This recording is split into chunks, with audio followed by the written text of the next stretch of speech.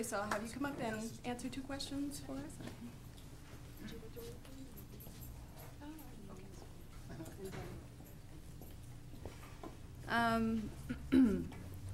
Okay, this is probably better.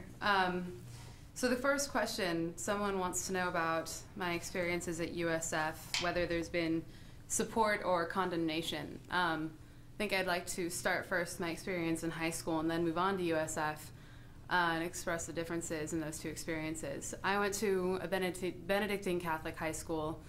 Some of you might not be familiar with Benedictine Catholicism, but it is somewhat different from Jesuit, which is where I'm at with USF.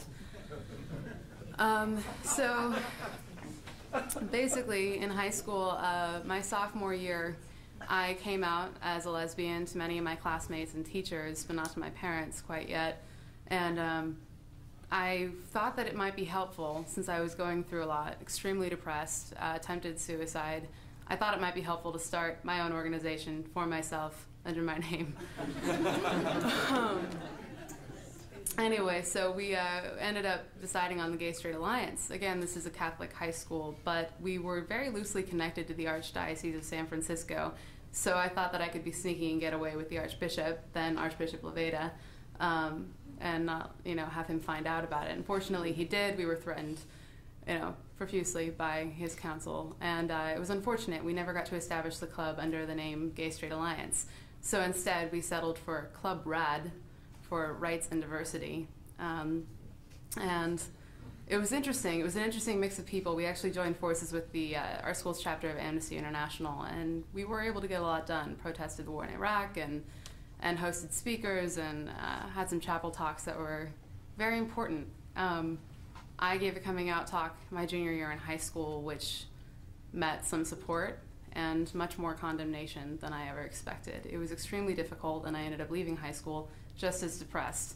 It was not very supportive. Now, coming to USF, moving up to the city where I just saw myself living in what has been referred to as the gay Rome in our caucus meetings, was amazing. It was a really thrilling experience moving up here, and I went to USF. There was already an established alliance group, known as the Alliance back then, and we just did things. We accomplished more. Granted, I went to a very tiny high school, so it was harder to accomplish so much with working with such few people. But at USF, we get a lot done. We do have the support of our faculty and staff and administration, which is why this creation and establishment of the LGBTQ caucus is so important and exciting for us students.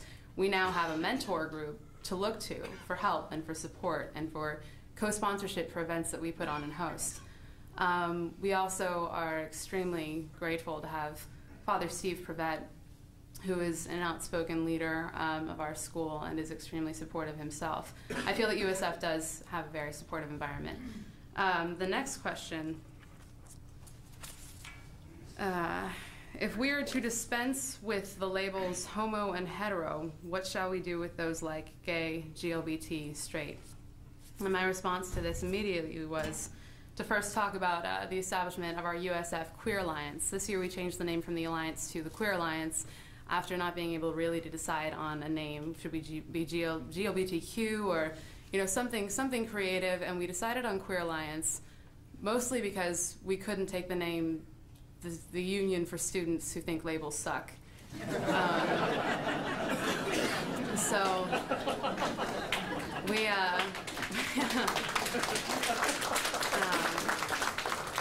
we decided instead to use the term queer, which for us is a nice blanket term that involves everybody, including allies, of which we have one. Thanks, Eric. We're slow to move, but we get it going. And my issue with this is that specifically the language that we use in the Catholic Church and in any faith and tradition needs to be altered first. This is where people carry out their own personal ideologies. They take it mostly from their faith, their convictions, their spirituality, their beliefs, what keeps them going, what they think gives them a reason to live. And it is out of that framework of thinking that they make decisions, that they make calls, that they decide who to love, and again, who to ostracize, and who to keep close. I think it's extremely important that I identify myself as a lesbian, and I'm proud of it. And I think it's extremely important that I identify myself with the GLBTQII community at large, because there is a common characteristic that we share. And in any minority group, you do this. You find something that you all share, something that sets you apart, and it gives you a basis for a movement towards equality, towards fairness, towards, justification, and ultimately a better world to live in, a better society. So I think that it's actually, these are two distinct areas where you can use these terms. Homo and hetero should be erased entirely from the realm of marriage, from the realm of commitment, from the realm of love in general and the exchanges that come of that. It's not fair. It doesn't make sense. Love is expressed in different forms. Too many to, really understand or know just yet. And on the other hand, you have this movement of people, and we need to identify with each other. And the way that we do that, the most popular way we can do that, is for us to identify ourselves with labels. Unfortunately, that's, it's going to be the case for a while. Ultimately, we shouldn't need to use them and simply be able to recognize ourselves and each other as humans. That's all I have to say. Thank you.